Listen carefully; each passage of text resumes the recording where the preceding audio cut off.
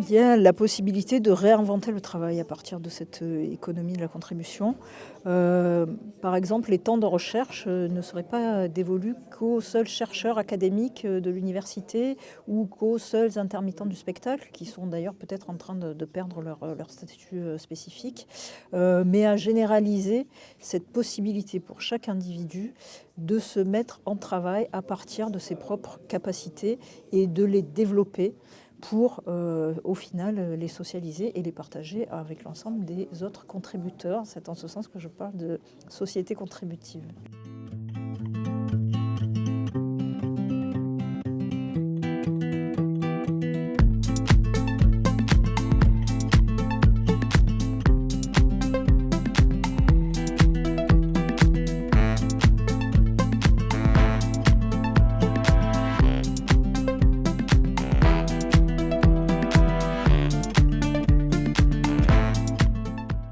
Alors, Ars Industrialis, c'est une association qui est sous-titrée Association internationale pour une politique industrielle des technologies de l'esprit.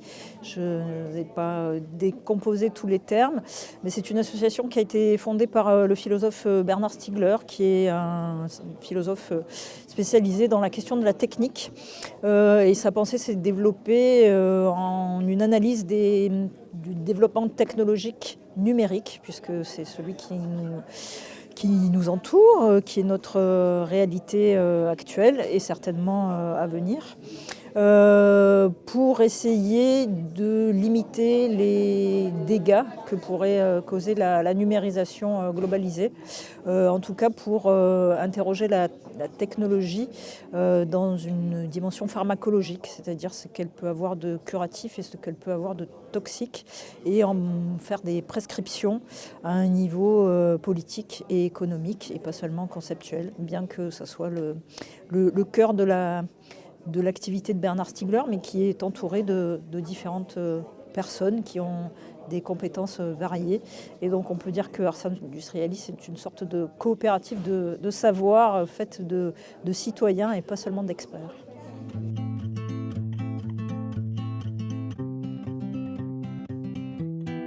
Alors le principe de l'économie contributive, c'est de casser le rapport de la société industrielle qui s'est développée sur un consumérisme qui opposait le producteur et le consommateur, en se disant que tout individu dans la société pouvait être un contributeur et que cette contribution à la valeur sociale, à la capacité d'une société à vivre bien, doit être basé sur un modèle économique, et que ce modèle économique est en train de transformer les théories économiques, les sciences économiques et toutes les théories de la valeur.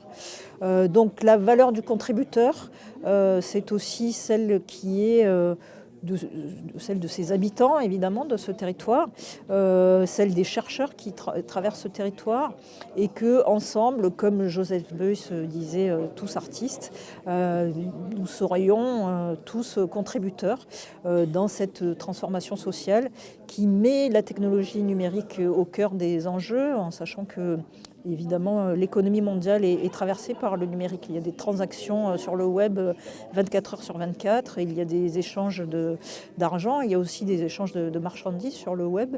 Que devient ce web? Que devient cette économie si on la reterritorialise et si on met les contributeurs au cœur de cette nouvelle constitution et valorisation territoriale?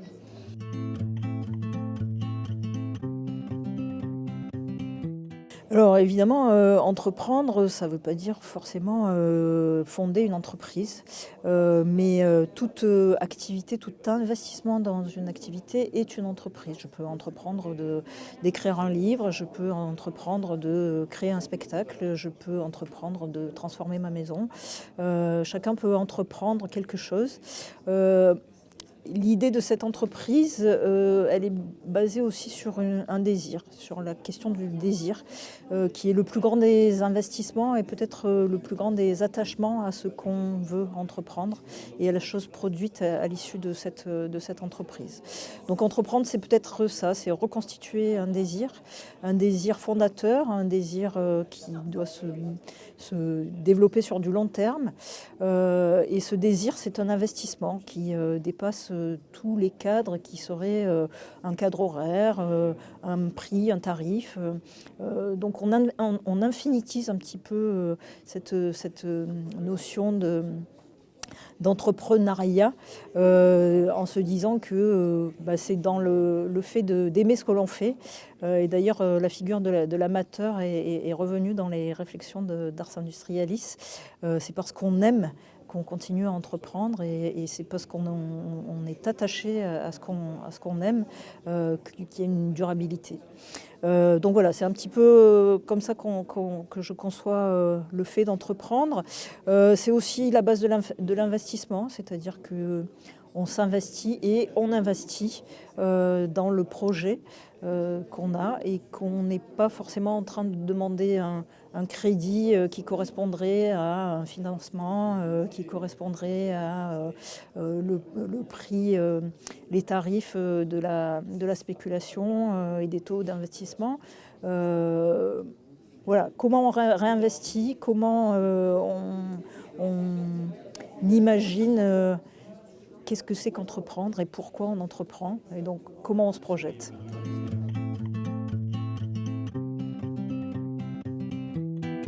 Alors, évidemment, il y a deux tendances qui s'opposent là. C'est cette urgence face à l'Anthropocène, au changement climatique. Il faudrait aller vite, mais aller vite dans quel sens? Est-ce qu'il faut continuer sur les mêmes critères ou se donner le temps de la réflexion dans la perspective d'un véritable changement qu'on appelle bifurcation, parce que quand on bifurque, c'est un changement de route soudain et presque immédiat. Donc on est dans cette contradiction de ces temporalités. Produire moins, ça ne veut pas dire aller plus lentement. Prendre le temps de la réflexion, de savoir ce qu'on produit, ça ne veut pas dire non plus aller plus lentement, ça veut dire travailler autrement. Donc c'est plutôt une société alternative aux modalités du productivisme et en même temps de la globalisation, puisque toutes les initiatives sont basées sur les initiatives des individus, des communautés, des localités, des territoires.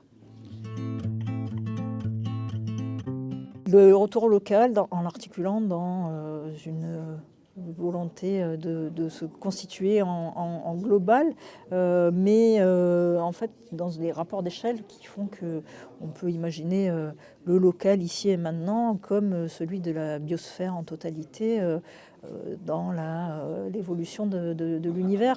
Je pense que ce qui est en danger, c'est la biosphère.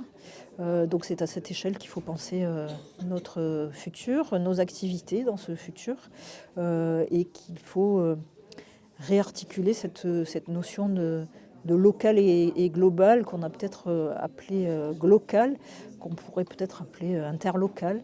En tout cas, c'est dans ces rapports d'échelle-là qu'il faudrait réfléchir nos articulations et la complémentarité des activités à l'échelle de la planète. Je vous remercie. Merci à vous.